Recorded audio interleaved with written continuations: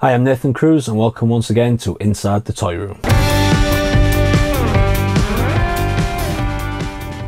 So today we're going to be taking a look at Eaglemoss publications. Now, just to give you a brief history on them, they're a monthly subscription magazine here in the United Kingdom. They was first founded in like 1975 and have produced so many different collections over the years, over 150 in fact, ranging from Star Wars to Star Trek, DC, Marvel, and in particular today's episode that we're going to be looking at is their Batman collection. Now, this is one of the first things that I started collecting back in 2013, the Batman Eaglemoss chess set. Now, your first issue is like an introductory price of like $4.99, you know, to get you hooked. And the first issue came with this Batman. And I remember just looking at it thinking, actually these look really cool and it'd be amazing to have the whole set. So I subscribed, and I think it was like $7.99. And then every fortnight you got a new figure to the collection, or a new piece should I say. I just think these are awesome. Like, I really enjoyed them, and when I moved from my parents' house to this house when me and Gemma bought it, I had to transit some of them, and unfortunately a few of these broke in transit. I was pretty heartbroken. So what I had to do was go to eBay to try and find some of these, because Eaglemoss no longer stocked any of these pieces. Now take for example Harlequin.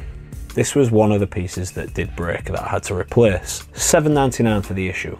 Come with a cool little magazine that gave you information about the character and this piece. £25 I had to pay for this to replace it. So yeah, if and when we move again and I obviously upgrade to a bigger toy room, these are going to have to be in particular care when I transit them. Now, as I mentioned, these came with like a cool little magazine that gave you information about each character you was collecting.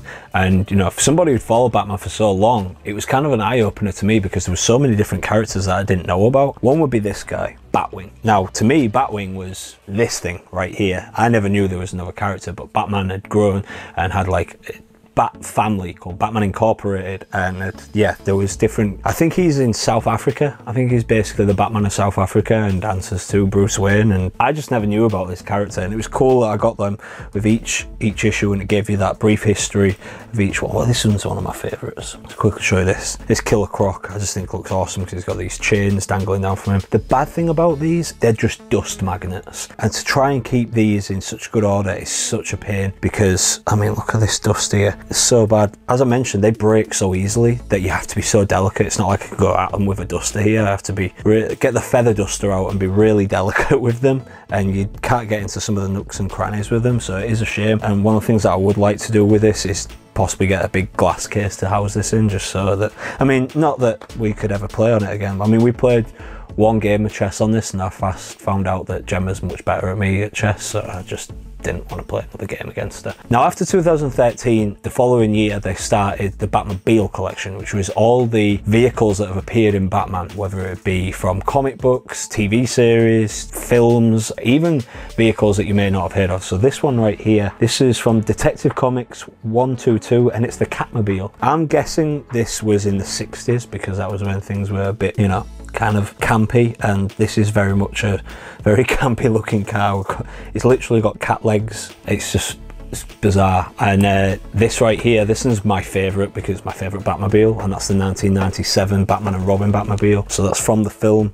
Again, this was actually given to me by Joe Green, good friend of mine. So yeah, big shout out to him for that. People have bought me them as birthday gifts over the year. So yeah, I still got a lot of them to collect, and I do eventually want to get the full collection, have it on display.